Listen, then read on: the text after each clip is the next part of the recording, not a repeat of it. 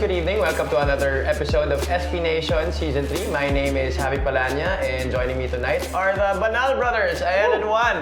What's up guys? Kamusta? Okay naman. Holiday tayo bukas. Oo. Kaya may mga vacation plans ba kayo? Medyo long weekend pala. Wala eh, medyo na Rest sandwich kasi. So usually, yung mga yan, tulog day yan. Yung mga ganyang klase. Bawi sa tulog. Bawi sa tulog. And syempre also time with the kids, no? For sure. Yeah, okay. Ay, nakalimutan ko may anak ko. Doon eh, kids pala. Kids and family time, hindi pala tulog. Sorry. Pasensya na po, nakalimutan ko. Okay, let's check out what we're gonna talk about for today. By the way, don't forget to register on sportsplus.ph for everything sports related. Let's talk about ang mga hot takes for this evening.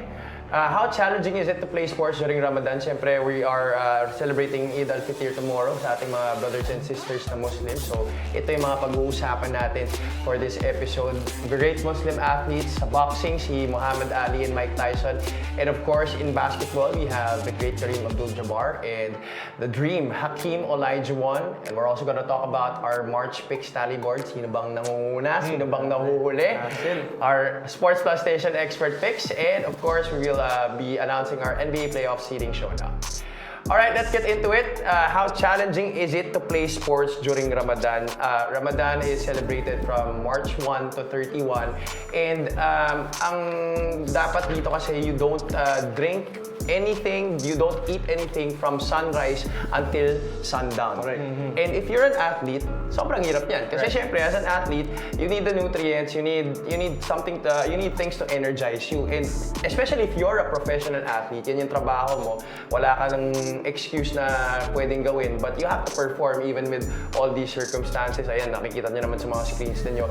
Recently, we saw Rondae Hollis Jefferson in the PBA finals, and he still is able to put in his A game despite this. Yeah, and for me, hassle when natatapat yung season mo. Parang ito madali naman to kasi kung technically off-season ka, di ba? There are a lot of people that go through this. They just kind of temper down yung activities nila, binabawasan nila. But for an athlete, there's no stopping, di ba? Like what Javi said nga, yung oras na i-google mo, yung same energy na dinemand sa'yo, hindi naman nag-iba, di ba? Pero yung nutrition mo, yung recovery mo, nag-iba bigla. And so, it's very difficult, I think, for any athlete. Automatic dyan yung mga recovery meal, automatic dyan yung mga pre-workout mo na, di ba, na intake, di ba? Yung iba, supplements, lahat yun, wala, zero, di ba? So, ako naman yung katawan, I think, to be honest, the initial phases of this naman, for an athlete, kakayanin ng katawan kasi may stored fat naman tayo, may stored energy naman tayo. It's towards the middle and the end part. And kung matapat yan sa progression din ng tournament mo na mas humihirap yung mga laban, mas tumataas yung pressure, mas nagiging crucial yung laro, matindi yung tinatawag ng katawan when it comes to it deserving more nutrients and everything. But again, anybody, and it's not just people that go through Ramadan, it's generally the fasting part. Diba? That people fast is again, hats off. It's not the easiest thing. Ako, I don't do any physical activity anymore, and when I fasted, for other reasons, parang hindi siya madali. Ang init ng ulo ko, wala akong makausap, kailangan nasa bahay lang ako, makaamoy lang ako ng pagkain, kala mo magwawala na ako, di ba? So, what more ito, di ba? So, I don't know if sports serves as a good distraction, di ba, na you're competing against somebody, you don't have to think of food, but eventually kukulo yung tiyan mo.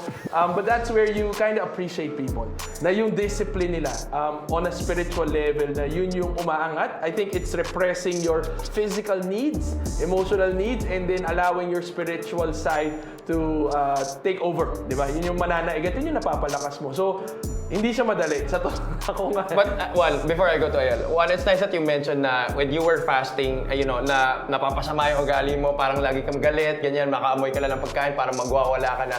So, this just really makes us appreciate more our Muslim brothers and sisters kasi they do this para sa kanilang spiritual well-being. That's right. And, Not for any other humanly, not for for worldly reasons that I, again, exactly, am guilty of. But, yeah. Tapos ito pang mga atleta na Muslim who practice Ramadan, they have no choice but to actually be on their best shape possible despite all this, and they also have to be in a very good mood. And it's never used as an excuse. Exactly. They never use that as an excuse. And again, it says there, you have to do it privately. In private, it's a private act of worship. That means that you don't go say, intindihin mo naman, medyo nagfa-fast kasi ako ngayon nagra-Ramadan kasi kami. Walang ganon. You're treated the same way. The expectation is still the same, and yet these sacrifices are made. So, Ayal, ikaw, you were a professional basketball player. May chance pa ba na bumalik ka pala? kailangan niya rin mag-Ramadan yata, mag-fast. Para mangyari. As of the moment. Mag-fast for the, again, a different reason. Marami rin kasi nagtatanong sa akin, by the way, kung available ka. Actually, marami nga nagtatanong, pero yung katawan ko parang hindi sumasagot doon. Tanong mo ba't naka-sweater ngayon? Oo nga, ang init-init, naka-sweater ka. Kakatapos ko lang din ng fasting. But Yung anyway. fasting ko, eating 24 hours. Okay. But then, talk to us about the importance of recovery, syempre, Exactly.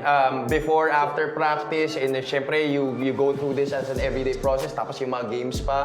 Exactly. So I am not a Muslim. No? I'm a Christian, and we do fasts throughout the year. And it's the same thing. It's the private act of worship, bringing about. Hopefully, your spiritual senses can be ignited into your commitment to your religion, to your faith, to your God. And so ako never, pero hindi kami ganito ka-strict. Kumbaga, yes, nagfa-fasting kami at different times of the year, pero parang may exclusion na. Pero pag athlete ka, hindi mo kailangan. Parang we're not legalistic about it. But however, kaya I really admire our brothers and sisters who are Muslims and Muslim athletes pa. Kasi sila talaga, they're really committed. And from a basketball perspective, kung titignan nyo, sa basketball calendar, yung Ramadan, it's usually during this time, we have March Madness, we have playoffs, we have a lot of qualifiers all throughout the year. In any part of the world, eh. Exactly. So hindi siya pwedeng off-season or pwedeng bearing yung mga games na to. Talagang it's an important part of the year. And so nakaka-impress talaga na talagang they're committed. And we know a lot of NBA players, Kyrie Irving, Jaylen Brown. I remember nung sa OKC pa si Enes Kanter, talagang fini-feature yun ng NBA na talagang hindi siya kakain, hindi siya inom throughout the day. Pero pag malapit na yung game time, sundown na, boom, iyan na siya ng electrolytes, mga protein bars, water, hydrate, and he's still performing at a high level. So props to them, and it's really a testament of how you can adapt your body to whatever your mind or your spirit, whatever you put your mind or your spirit to. Tapos ang hirap pa kasi dito sa Pilipinas because this is summertime eh. Yeah. Sobrang init sa Pilipinas at this time of the year. And for the athletes to be able to do this, it's just really crazy. Tsaka bro, kailangan magtago ka. Kasi sa kada kanto ng Pilipinas, may restaurant, may nagluluto ng barbecue, merong isa, may kung ano-ano. Di ba kahit anong kanto, mayroong pagkain eh.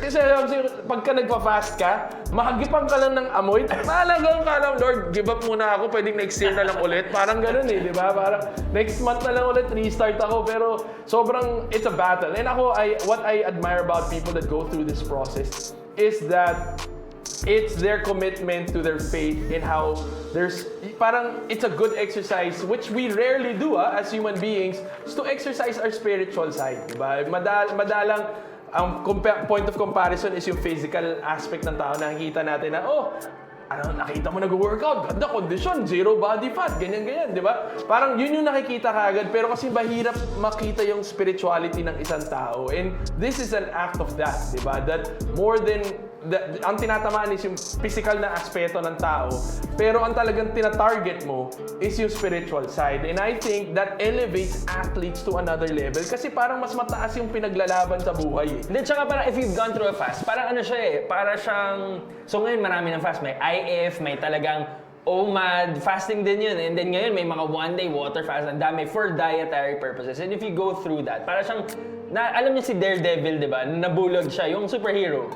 Nabulag siya, pero na-heighten yung ibang senses niya. So in a sense, technically from a sports science perspective as well, na yes, hindi ka nakakain yung physical mo, pero yung mental mo tsaka yung emotional mo, once you're adjusted to it, lalo na sa Ramadan talaga a month long, di ba? Talagang nakikita mo na heighten yung sharpness mo, yung focus mo in other aspects as opposed to the body. So it's really something else. It's something to be And admired. I think yung physical benefit niya din is yung cleansing part, di ba? Yes. I think that's one thing that you benefit from when you go through this process. And athletes need that kind of bodily cleansing na talagang restart button, kumbaga, di ba? In which a lot of us, I don't know, si Javi hindi kailangan mag-fast, hindi naman kondisyon na kondisyon. Guys, hindi lang itsura na nagpa-fast ka. Si Javi hindi kailangan kondisyon di ba? Pero pagka ganyan, kailangan mo ng reset button talaga. And it resets everything, digestive system and everything. So, a lot of benefits behind fasting, I would like to believe. Yeah, so it's nice that we're talking about this actually at this point because during this time and era also, boys, I'm sure napapansin nyo na rin to and nakikita naman natin to sa social media. There are lots of young athletes who are dealing with a lot of mental health issues. And a lot of people, many people forget about growing spiritually and also taking care of their mental. So I like na ngayon na-highlight natin to kasi at least nakikita na rin ng mga bata yung importance also of growing the spiritual part of your life. Even though it doesn't need to be a particular religion naman, but I'm just saying na kailangan rin na i-grow mo yun ng part ng buhay mo. Tripart being tayo, di ba? You have your physical, you have your emotional, and then you have your spiritual. So, imposibleng okay ka dun sa, when you say well-being, holistic yan, di ba? Every Yes. aspect should be noticed, every aspect should be given attention. And so, for our young athletes out there, di ba? Yung iba, workout ng workout, skills, SNC, physical yun, di ba? Yung emotional mo rin, di ba? Yung mental toughness and mental well-being mo, lahat yung kasama yun. But then also there's a spiritual. And so, this is one way of being able to exercise that. And do you also give advice to Noah about stuff? Definitely. Kami nga, like I said, like Rael said, we're coming from a Christian faith, and so spirituality is very important. Top of the list yun, di ba? Before anything else, di ba? Yun yung number one na kailangan. Pag yun hindi maayos, lahat hindi maayos eh. So the conversations that I have with kids, regardless if in their sports, buti nila na-heighten sa sports kasi sports provides opportunities for you to talk to the Lord and ask like, bakit nangyayari sa akin to? Ano ba itong mga ganyan, di ba? Lahat yan mga life encounters mo and it makes life real. That you'll realize na, oh, it's beyond the X and O's. It's beyond the training and the rigor of, physical exhaustion and all that. Hindi, may spiritual level pala siya. And which results to, pag maayos yung spirituality mo, umaayos din yung emotional at physical mo eh. So, it's a conversation that we have, definitely, and hopefully, it goes beyond just basketball. It goes beyond sports. Anybody should consider their spiritual walk. Well, it definitely goes beyond basketball. Sa ibang sports naman, meron naman tayong mga ibang athletes who have really excelled. And in boxing, in particular, we have Muhammad Ali, the great Muhammad Ali, and Mike Tyson, two of the best to ever do it. In fact, I think Muhammad Ali is the greatest boxer that we have seen in the history of the sport. Let's talk about Muhammad Ali, standing 6'3", he had a reach of 78 inches, 56 wins, 5 losses, 37 wins by KO, an Olympic gold medalist in 1996, a 3-time former world heavyweight champion. This guy, nabutan niyo pa ba to? Oh naman. Well, Whoa. Wait, I'm just asking, okay? I'm not sure. wait. Alam ko lang, yung Adidas campaign na float like a butterfly. Bro, Sing like lahat a naman bee. tayo Pero naabutan natin hindi siya. ka Hindi naman natin naabutan na naglumalaban siya. Aminin nyo, naabutan nyo din siya. Nakita nyo siya. Black and white pa yata, no? May not be in a physical good shape, but come on. I'm sure you've seen the Will Smith movie also, so okay. Pero, nahuli tayo dun. Kasi Ang bilis ng naman. Ang bilis ng nahuli tayo dun. Nire-represent ko lang yung mga kuya namin. Si Kuya Willie, Kuya Renen, Kuya Martin. Kasi wala kayo dito, so nire-represent ko lang yung generation nyo. Pero yes, Muhammad Ali, I think, I love how the point of comparison is Muhammad Ali and I don't think people knew na si Mike Tyson was Muslim also. Yeah, so... And Muhammad Ali, he formerly known as Cassius Clay, di ba? And that conversion was a big deal for the Muslim community kasi ito yung mga panahon nga ni Malcolm X, di ba? Wherein there were movements nga, the black movement, wherein they were pushing for their faith and it had a huge say in the communities that they were a part of, di ba? Very strict yan. And parang ano yan talagang yung sistema, yung order nila, talagang mula sa top going down and it has an impact on, and that's why even Cassius Clay converting into Muslim and becoming Muhammad Ali. But just to compare, let's talk about boxing. So we know, again, for our viewers' sake, na Mike Tyson is Muslim. So both of them, it would have been it's the same hype, I think, that people had when we had the Manny Pacquiao and the Mayweather. Diba? Like, people wanted to know who would have won. Diba? It's the same dream matchup that you would have, looked at Prime Kobe versus what? Prime MJ or Prime LeBron versus Prime. Ito yung mga LeBron MJ would fantasy matchup, diba? That people would have wanted to see because again, they're opposite kinds of fighters, diba? You have Muhammad Ali was like, again, float like a butterfly, sting like a bee. He's that suave when it comes to fighting. He's quick. He talks a lot, which both of them talk a lot. Si Mike Tyson tahimik sa fight, di ba? Pero off-air, pagka nagsalita na si Mike Tyson, di ba? Pero kasi then you have the opposite na Mike Tyson, one punch, he's got speed, he's got power, but it's the power that's highlighted na pag sumuntok ng kalabaw yan, tulog yung kalabaw. Ganun kabigat yung kamao ni Mike Tyson. And so, they are generational fighters, right? Like, there's a generation of a Muhammad Ali that everyone's raving about this 6'3", like, just dances in the floor, di ba? When it comes to yung trash talking niya is on another level also. And then you have Mike Tyson, di ba? Na tahimik lang, nangagat lang ng tenga, pero tahimik lang sa gera. Pero yung punch niya, the power that he has, nobody has seen such kind of power. The knockouts that he's brought, parang matatanggal yung ulo ng mga kalaban niya, di ba? And so, I love this dream fantasy matchup. If we were to discuss, I don't know how if that's your question, but if we saw them fight, oh my gosh, it would be such a difficult fight like who you think would win. I would have to say, I think Muhammad Ali would win by points. Kasi So you think it's gonna go the distance? I think because he's such a good evasive fighter. And despite Muhammad Ali, Mike Tyson will survive until the 12th round, despite Muhammad Ali being taller and yeah, bigger. and I think the way he avoids kailangan niya lang naman iwasan yung isang suntok ni Mike Tyson na yun, di ba? But he'll keep attacking and then he'll in and out siya. In and out. I think he'll tire out Mike Tyson. And I think he's smart enough. The IQ is there, the speed is there. So I think eventually he will outlast itong si Mike Tyson. So I'll probably pick Muhammad Ali for this one. Well, I think it's crazy that Mike Tyson has been able to carve out a career like that in boxing. I mean, he's only 5'10" and he fought in the heavyweight division. Won how many titles in that era? Youngest heavyweight Champion. And 50 wins. Imagine that. He's only 5'10". Si Manny Pacquiao, isipin mo, Manny Pacquiao was what? 5'6", 5'7", around that height. Right. So 3 inches lang mas matangkad si Mike Tyson. Pero heavyweight champion siya. 2-time former heavyweight champion. And he's been able to become one of the best to ever do it. Right. Like, so naabutan ko si Tyson. Hindi ko naabutan si Ali. Naabutan ko na si Tyson. Ako din. At sa mga bata, hindi ito yung artista na Mike Tyson, okay? Ito yung boxer na Mike Tyson. And, if you're a sports fan, you're a fan of sports interviews.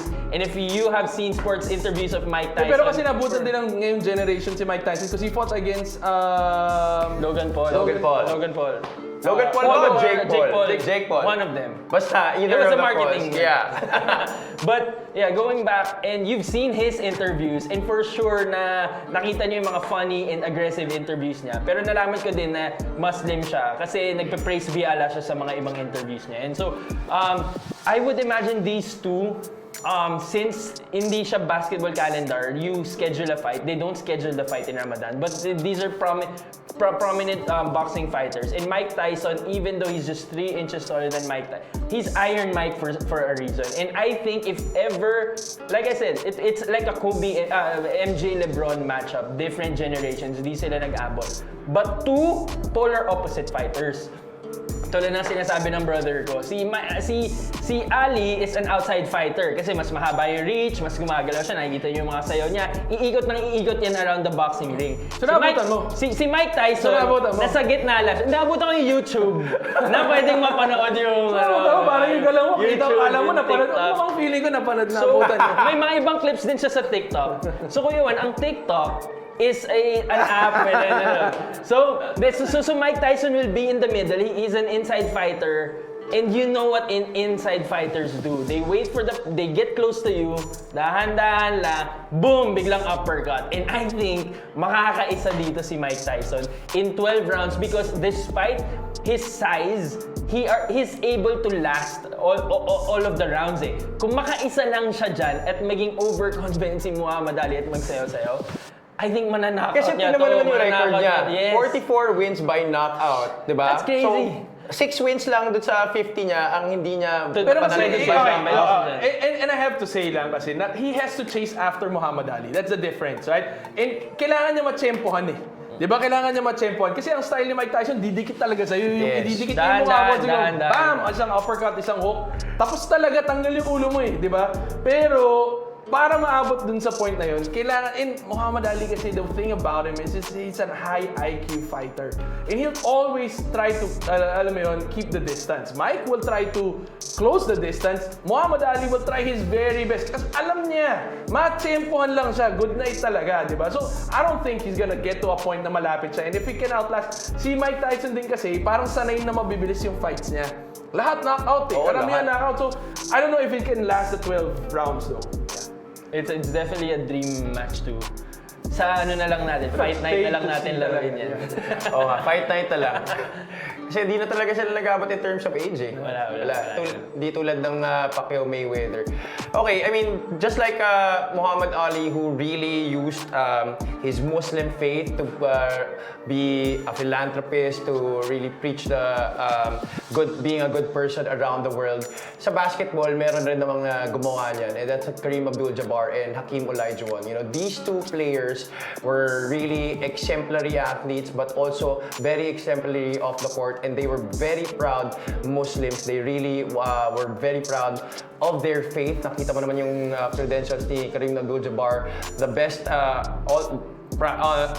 undoubtedly the best center in the NBA, arguably pala all time. And these 2 guys, if they were pit against each other, hindi na rin sila nag-aabot eh. Sino sa tingin nyo ang magiging, who would have the upper hand?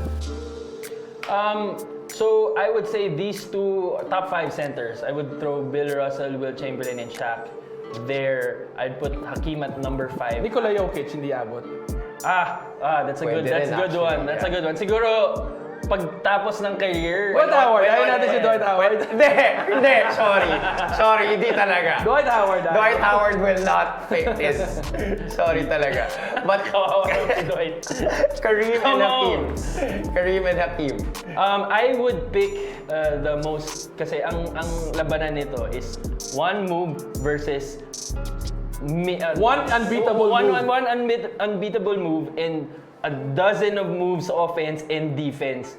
And I would pick the one move that you cannot stop. I would pick Kareem, the Dream, because dahil kahit na ba Hakeem is as good as defense, as good as he is an offensive player, hindi niya tingin ko masastop yung hook shot dito. And this is just in a 5-on-5 setting. Kung sila naka-match up, I think at the prime, Kareem, the best scorer, one of the best scorers that we have, the most unstoppable shot that we have ever seen.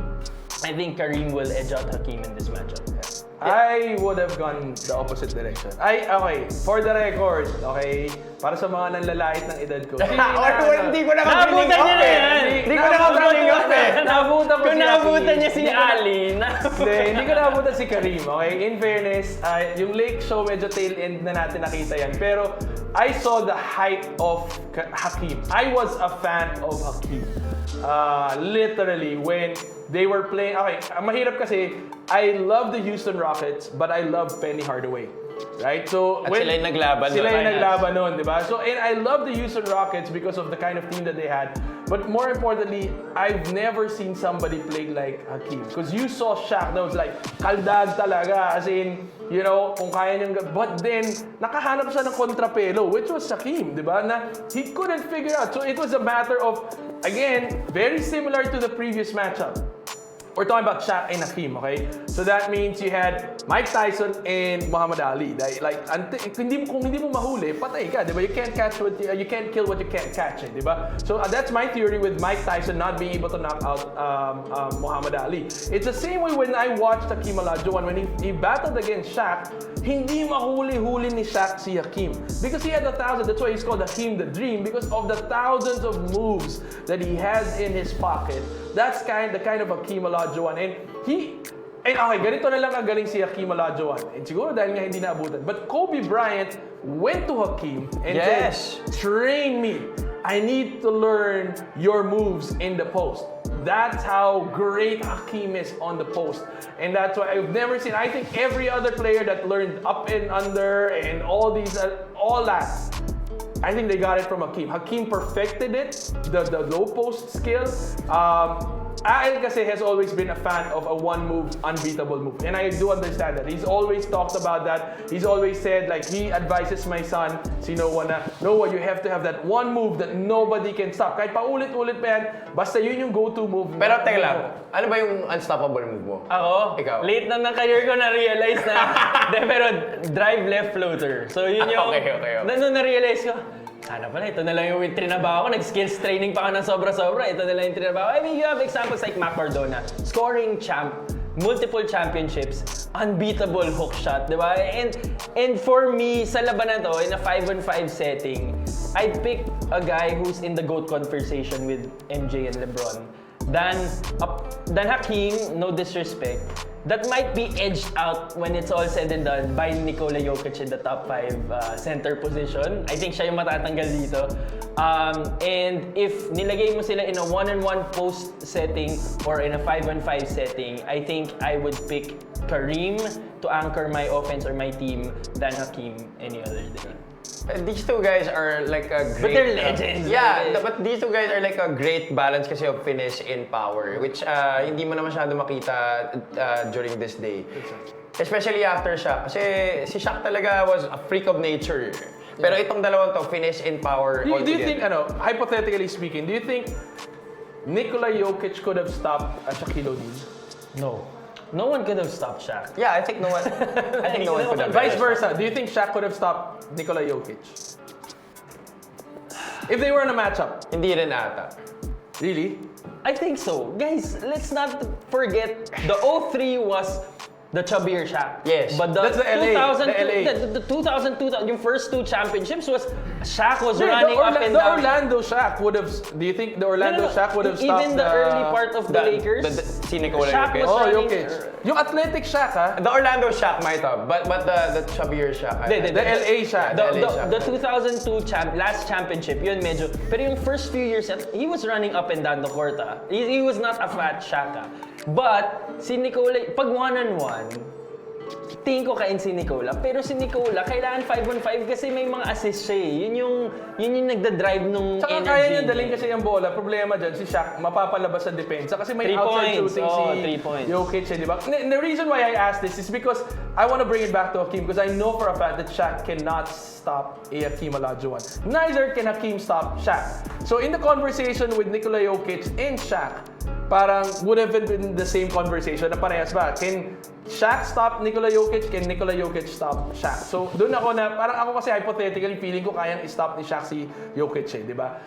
For me, hindi magagawa niya kay in the same breath, feeling ko Shaq can stop. Sorry, hindi dapat Shaq na lang pinag-usapan. Pero kasi, grabe kasi si Shaq. Iba siya. I think number 1 center siya. I think arguably he's the number 1 center. So, I think with Shaq versus Kareem, I think Shaq would have stopped Kareem. That's my theory. I think the score would be 100-100. No one, like Shaq could not stop this. Pero feeling ko kaya niyang itulak eh. Alam mo yung parang hindi niya mapopormahin eh. Feeling ko, di ba parang bago pa makaabot sa pwesto si Kareem wala na eh. nabangga na yun. Babalibagin niya na. Wala na, tumba na yun eh. Sure shot. Kahit na ba? Nandito. Well, for those watching, I hope you could share with us some of your stories about the greatness Kung naabutan niyo, kasi ako hindi ko naabutan. And Hakeem on the Dream, Elijah One. Let's move on to our next topic. Ito na, ito masaya pag-usapan ito ang ating March Picks Tally Board. Kung sino ang namumula, sino ang nahuhuli sa ating mga analysts dito. Oy! And number 1! Sino ba yan? Hindi ko mabasa. Number Ako pala. 1, Ayel Banal. 10 and 2, and I for think the that she's record, one for Banal. the record, Second to the last. Si LeBron James 7, 8, 5, Alam mo, 80% compared to 58%. 8-4 dapat yan, guys. 8-4. Nag-tip in lang to si LeBron na chamba. Chamba talaga yun. Hindi, pero yung 8-4, hindi ka pa rin naman aabot. Oo, in fairness naman. Pero buwisit, 7-5 ako dahil doon na nag-1-2 ako nung araw na yun dahil kay LeBron nag-tip in. So thank you. At kasi for the past 2 months, lagi yung top sa simula. And then yung last day, biglang nagsi-0-3 ako. Biglang baba ako. So for the first time ever, maganda sa akin yung last day ko at nakapag 3-0. Was there ever a time ba na naging number 1 ka? Huwag naman, ito naman ang ano eh. Yung mga ganyan hindi na tinatanong, parang may pinaparating ka eh. Doon na tayo sa gitna, steady lang. Ngayon lang ako na bottom 2 though. Okay. Pero oy, ating mga colleagues, Coach Renren and Coach Willie, nasa semifinals ng NCAA, so magkikita sila doon. I think magkakatapat ba sila? Magkakatapat sila! Yes, I think. Maglalaban ang Letran at saka Lasal Green Hills. So good luck sa kanilang dalawa. Kailan ba to?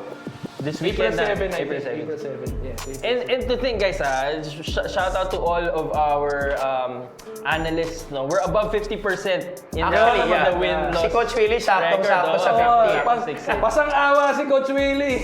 So guys, you're welcome sa mga nangangailangan na expert picks namin. So, nandito lang kami Monday, Wednesday, Friday para advisean kayo. Tapos kayo mga manonood naman, tingnan natin kung sino yung mga matatama nyo na magta-top sa next month natin sa April. Sino ang magda-number 1, sino ang mahuhuli. So may 42% chance kayo matalo pag pinili niyo ako. Mataas-taas pa rin yung 58, di ba? Parang pumusta ka nila ng madami. Okay, so bubungad tayo ng April with our 3 games tomorrow. We have 8 NBA games happening tomorrow, pero syempre 3 expert picks lang we're gonna have for tomorrow. We have Sacramento visiting the Indiana Pacers. That's gonna happen at 7 a.m. Sacramento is currently 36 and 38. Indiana is 43 and 31, obviously from 2 different conferences. Sacramento though has lost 4 of their last 5 games, while Indiana is 3 and 2. Ayel, your pick for this? I will pick Indiana. So they've only met one time throughout the season. That was last December pa at tinambakan ng Pacers ang Kings ng 122-95. But obviously, that's a different scenario because right now naghahabol ang Kings in the play-in spot. So this game, and they have different players. They have different players, and according to my brother, that maraming possible ang masususpend dito sa game na to for the Kings with their altercation. But end 1-4 sila. So despite their current situation, 1-4 sila in the last 5 games. I think the Indiana Pacers are going to be able to cruise this game. Minimal injuries available, and so I think Pacers is going to come out on top. I'm also picking Indiana, but I feel bad for Sacramento. I'm rooting for them when we had to rank yung 8 papasok sa West. Ako kasi pinili ko yung Sacramento. I felt like they had a chance to. What is their current standing right now? I mean, in the playoff picture. They're in the ano sila hanging by a thread sila sorry, 9th sila. Pasok pa rin ang play-in if ever. Nag-edgoan sila ng Suns in Mavs. So Kings, Suns, Mavs ang nandyan. And so, but again, so far, not looking good for them. I'm also going with Indiana. In their last 10 matchups kasi itong Indiana and Sacramento, 5-5 sila. So medyo quits yung record nila. But then, Indiana playing really well in home games. 24 and 11. Samantalang ang Sacramento, below 50% sa away games nila. 17 and 9. So, again, no-brainer. I think Indiana will do well, better than Sacramento for this one. Sacramento, may 2 injured sa kanila. Indiana, 1 lang naman. Alright, so it's Indiana for both Banal brothers. Sa ating next game, Boston versus Memphis.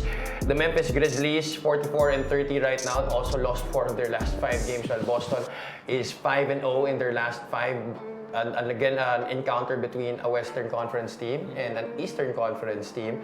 Ikaw, Juan, sinong pili mo? I'm picking Boston for this one. Again, another no-brainer. In the last 10 matchups that they had against each other, 8-2 ang stand nila. So Boston has won 8 games against Memphis.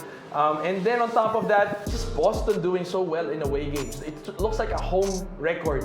31-7 in Wow. away games tong Boston. Memphis, on the other hand, home nila is 25-12. Mas maganda pa yung record ng away ng Boston kaysa dun sa home record ng Memphis eh. So, pipiliin ko dito yung Boston talaga. Okay, Ayel. Pero Jaylen Brown day-to-day. Pero Memphis no injuries. So, apart from Brandon Clark, but however, the recent development is the Memphis firing of the coach. That's very And so, surprising. Timing, no? Apparently, parang it's been brewing internally, and then all of a sudden, and I felt like Tyler Jenkins has been doing a great job Exactly. with the Grizzlies. Like, they don't have a bad record, and Yes. they're still set to Right. make the playoffs with this right. record. In multiple playoff appearances over the past few Yun na nga years, I feel like he really has nurtured the young Grizzlies. He has the best Yes. overall record as a coach for the Right, Grizzlies. right. For the past how many years, diba? And so, however, and despite, again, this is an East Coast, West Coast matchup, so they've only played each other once last December pa. The Grizzlies won that game.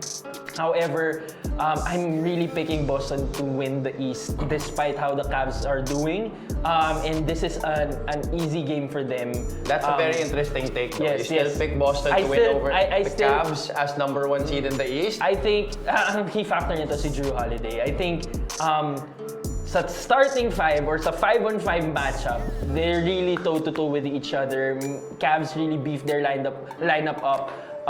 They're very bench good, very din ng good, Cavs eh. very Yun nga good, eh. very good Ang offensive dami and ng defense. But Ang solid ng bench yeah, unit kasi ng Cavs. But si Boston, yung 5 nila can break down any defense, like can play one-on-one on anybody and can be as efficient defensively. And throw in the championship experience. They've been there, they know what it takes. And so I think, hey, besides Boston, Memphis, no, I think Boston will really edge out. But it will be a dream matchup to watch, no, na Eastern Conference Finals na Boston versus But Cavs. just before we Yeah. move on to the next game, if you put Boston and Cleveland in a 7-game series, sino sa tingin nyo man? I would pick Boston. I would pick 7-game Boston. series. 7-game series, Ako, experience will eventually kind of prevail. Even if Boston is very top-heavy.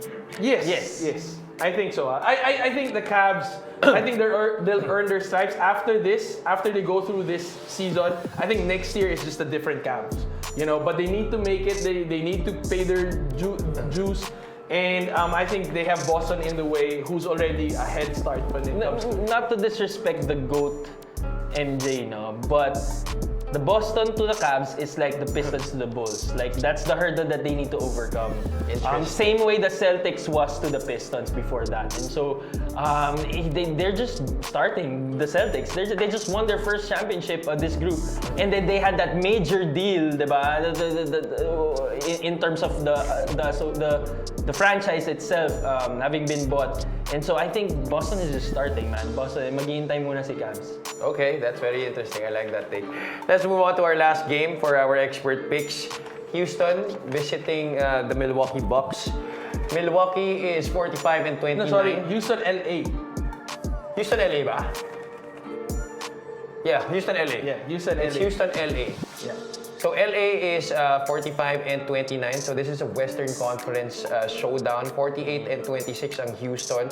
Houston has won 4 of their last 5 games, while LA is 2-3 in their last 5. Right. So, I'll go first. I'll pick here. We're opposing. So ako, LA ako. And again, it's dependent on LeBron James play. Again, nag-iingat na rin, papasok na rin ng ano. So kung hindi maglaro si LeBron, pag nakita nyo hindi naglaro, tanggalin nyo, napiliin nyo ng Houston. Pero kung maglalaro si LeBron, ako, malakas ko LA will take this home. They've evenly been matched. Out of their 10 meetups, 5-5 ang record nila. But then LA just doing so well also at home. 28-9. Pagdating naman sa away games ng Houston, it's 25 and 15. So, again, Houston still doing well but not as good as how LA plays in their home. So, ako, napaso na kasi ako sa LA dahil dyan sa buzzer beater ni LeBron. So, this time, I'm picking... Natuto ka na? Buisit. So, I'm picking LA for this one against Houston. But Houston is playing a back-to-back because they played Phoenix today. That was a tough game para sa kanila. And they will play the Lakers tomorrow. Ayun, do you still... Ay, sabi nga ni Juan. Yeah, upusin so ka. I will be picking the Rockets for this one. Despite this being a Western to Western Conference matchup, they've actually only played each other once. And Houston came out on top with that. Pero wala pang Luka Doncic noon. That was before the trade.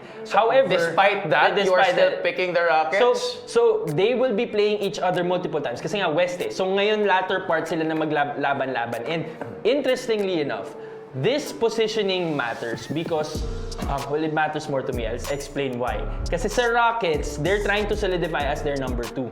Okay? Si Lakers, nag-positioning pa sila with Memphis ng 4 and 5, possibly 3. And so if Lakers wants to really make a run and get that home court advantage in the playoffs, the Rockets is one of the teams that they will be seeing and kailangan nila talunin. Bakit ito importante sa akin? Kasi ang Warriors ko, tingin ko prediction ko 7 sila eh. They'll end up 7. Di sila play-in sila pero magsusolid sa 7. And gusto ko mas kalaban namin ng Rockets. Yun naman Kaya, pala yun. Kaya naman pala. Hindi pala objective sobra yung sinabi niya. So, Kaya pala. ayaw namin makalaban ang Denver May sa kinalaman ng Warriors. Pero at the same time, no, LeBron James will probably be out.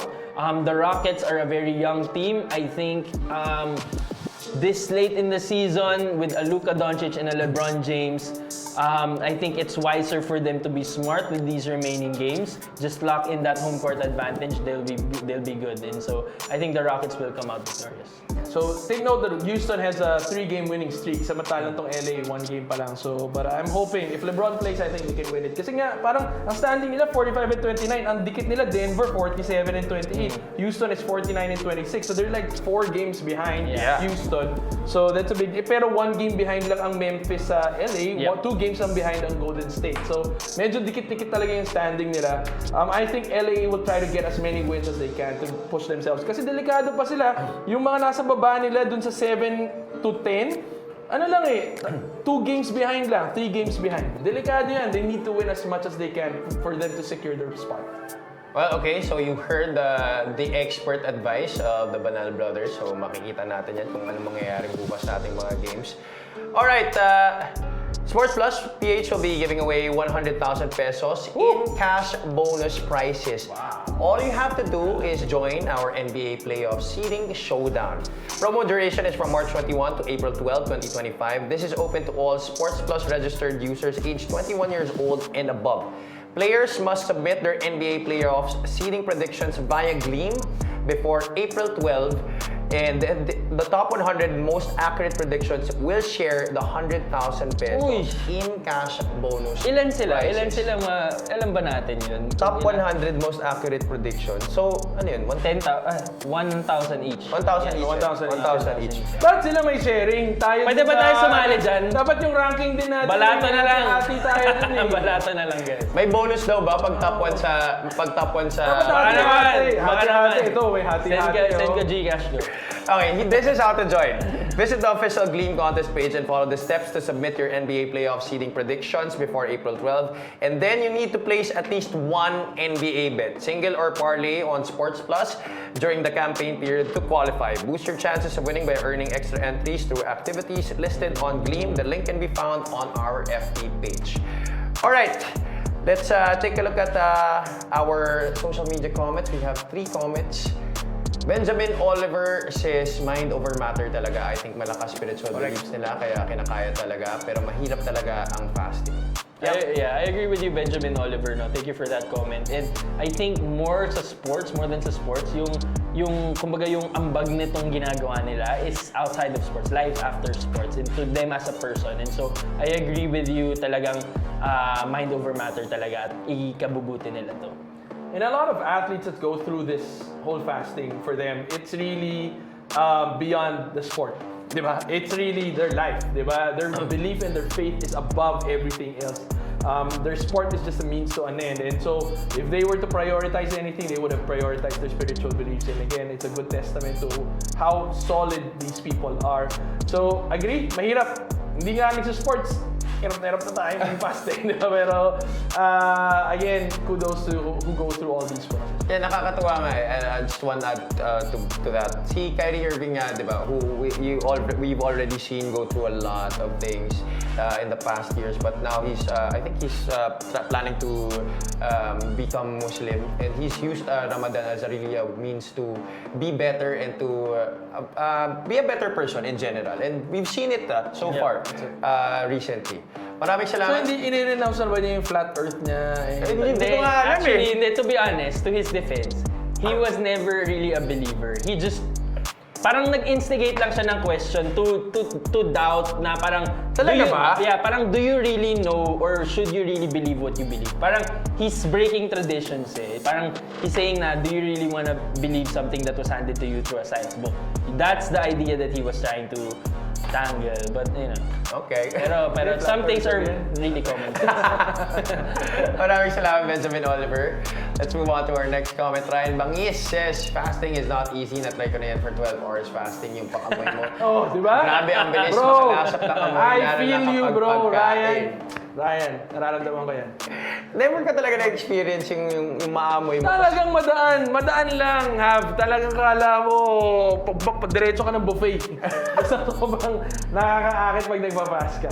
Heightened talaga. Well, I have to agree, heightened yung senses mo. And it's crazy kasi yung fasting nga nitong Muslims sa Ramadan is not just food. Kasi usually yung ibang tao food lang eh. So they get to drink water pa rin and minsan nagko-coffee. Yun yung pang-substitute nila, di ba? Just to, para hindi nila maisip yung pagkain.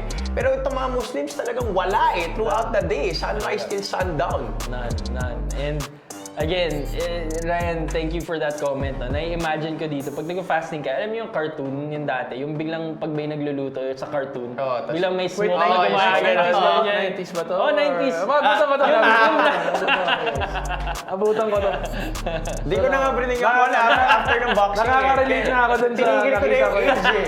Grabe talaga si Abby. Tinigil ko na yung age eh after ng first topic eh. Gets ko yung cartoon na yan. Okay, maraming salamat Ryan Bangis. Last comment rather.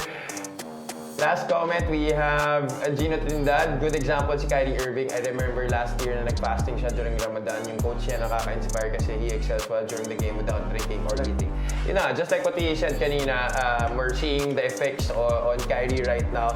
And we're very happy na kasi, you know, at least at this stage of his career and of his life, he's been able to be a better person both mentally and in other facets of his life as well. Yeah, I'm happy na wala na masyadong drama outside basketball for Kyrie, di ba? Kasi di naman natin surrounded eh, di ba? Surrounded kasi di with naman so natin much- magpapagkakait na a lot of young athletes, a lot of young people look up to Kyrie. Correct. As a basketball player, and it's nice that he's becoming a good example to other the younger generation because of this. Absolutely agree, Gino. Maraming salamat, Gino Trindad. El, do you have anything to say about it? No. Again, like some of the quotes na sinasabi ni Gino was, sinasabi ni Ramadan Kyrie from before was talagang just a blessing to be able to do it and still be able to perform. And then also, it's not easy by any stretch of imagination, so you can't really take any moment for granted during the day. I don't really have the time or attention to give any energy to any distractions, diba, anymore. So I come in here and I really just pay attention to the details, remind myself that I'm breathing, and that's enough, diba? That's a good quote for a Monday, guys, diba, to start the week that's for right, anybody. that's right. And, Siguro kung matuloy ko yung fast ko, magkakaroon na rin ng mga ganyang quotes na quotable quotes. abangan natin yan. Hindi lang lumalagpas ng mga 3 hours. Abangan natin yan dito sa show. Ganyan talaga pag may edad, marami ng quotes, diba? Hindi lumalagpas ng 3 hours yung fasting And na naman ba? Hindi ko narinig, wala akong narinig. And na naman to. And na naman. Di ba magka-close na tayo ng show? Oh, magkakross na nga tayo eh. I was about to do that, but alright. Just a quick recap of what we talked about. We talked about how challenging it is to play sports during Ramadan.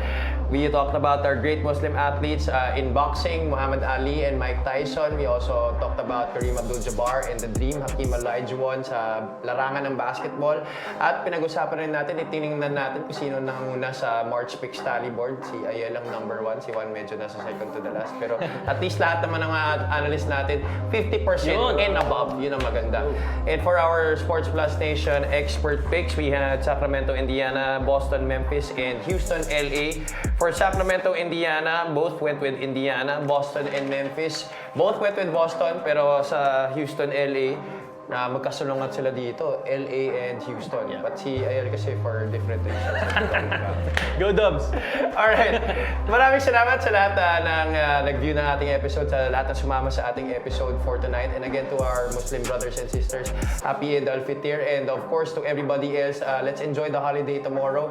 Huwag kalimutan mag-register sa sportsplus.ph for everything sports related. If you're into the action or just love really the thrill of the game, we've got you covered. Sportsplus.ph. So also don't forget to follow our social media accounts on Facebook and on TikTok. For the Badal Brothers, Ayel and Juan, this has been Javi Palanya saying good night. Pag may mga anak kayo, magpahinga kayo. Mag-alaga para kayo bukas. Sorry.